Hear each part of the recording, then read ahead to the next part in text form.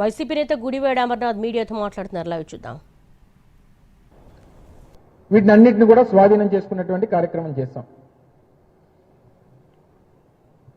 దానికి సంబంధించినటువంటి ఎన్జీటీ మీద కొంతమంది కేసులు వేశారు, ఎన్జీటీకి వెళ్ళి కేసులు వేశారు, భూముల మీద వేశారు. రకరకాలైనటువంటి ఇష్యూస్ అన్నిటిని కూడా అధిగమించి మే 3, 2023 గౌరవ ముఖ్యమంత్రి జగన్మోహన్ రెడ్డి గారు ఆ రోజు ముఖ్యమంత్రిగా నిర్మాణం చేస్తున్నటువంటి సంస్థ జిఎంఆర్ సంస్థ సంబంధించినటువంటి పెద్దలు మల్లికార్జునరావు గారు ఆ సంస్థ చైర్మన్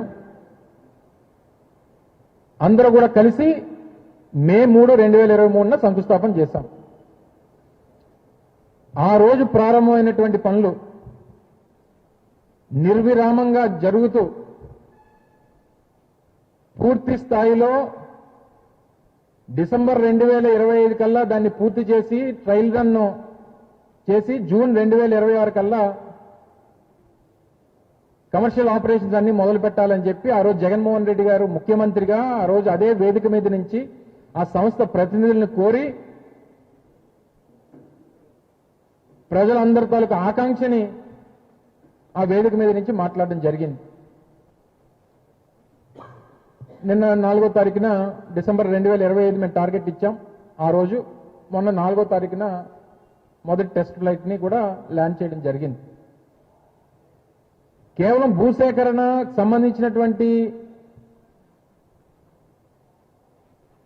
పర్మిషన్స్ ఇవి ఒక్కటే కాదు, 4 గ్రామాలు అక్కడ 4 గ్రామాలని రీహాబిటేట్ చేయాల్సినటువంటి పరిస్థితి వచ్చినప్పుడు వారికి కాంపన్సేషన్ 8.5 లక్షల రూపాయలు స్ట్రక్చర్కి ఇచ్చి వారికి భూమి ఇచ్చి వారికి అక్కడ నిర్మాణాలు చేసి లేఅవుట్ నిర్మాణం చేసి కావాల్సినటువంటి ఫెసిలిటీస్ అన్ని కూడా క్రియేట్ చేసి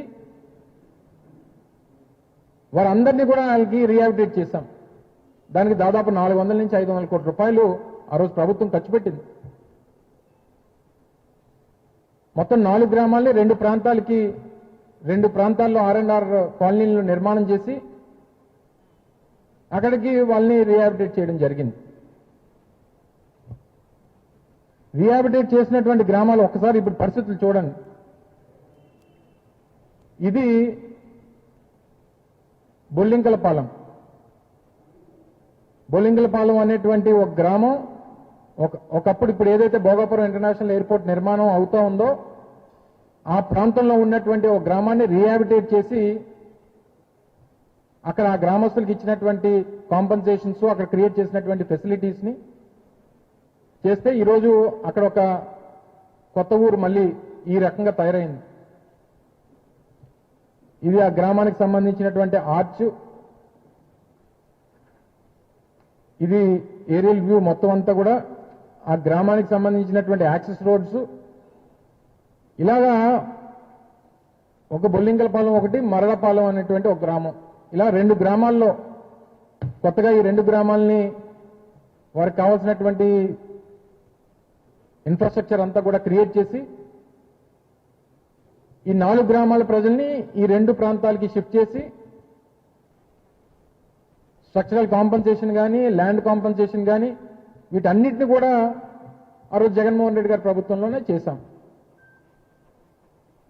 మరి ఇవన్నీ చేస్తే అసలు మీకు ఏ హక్కు ఉంది మీరు క్లెయిమ్ చేసుకోవడానికి? ఇదిగో మా హయాంలో ఇది చేశాం, ఎంత ల్యాండ్ ఎక్వైర్ చేశాం, ఎంత కాంపన్సేషన్ ఇచ్చాం, లేదా ఈ పర్మిషన్స్ మేము తీసుకొని వచ్చాం, ఈ కోర్టు కేసులు మేము అధిగమించాం అని చెప్పుకునేటువంటి దానికి మీకు ఏముంది చెప్పండి ఒకసారి. ఈరోజు కేవలం మీరు అధికారంలో ఉన్నారు కాబట్టి అసలు మేము ల్యాండ్ మనం ఎప్పుడైతే స్టేట్ గవర్నమెంట్ ల్యాండ్ ఆ ప్రైవేట్ పార్టీకి ఎవరైతే డెవలపర్ ఎవరైతే ఎయిర్పోర్ట్ డెవలప్ చేస్తా ఉన్నారో జిఎంఆర్ సంస్థకి సరిహద్దులన్నీ కూడా ఫిక్స్ చేసి ఆ రోజు joint collector Vizianagaram joint collector గారిని జిఎంఆర్కి సంబంధించినటువంటి సంస్థ ప్రతినిధుల్ని పెట్టి ల్యాండ్ సరిహద్దులన్నింటినీ కూడా ఫైనలైజ్ చేసి వారు కాంపౌండ్ వాల్ నిర్మాణం చేసుకున్న తర్వాత పర్మిషన్స్ వరకు ల్యాండ్ హ్యాండ్ ఓవర్ చేసుకోవడం, ల్యాండ్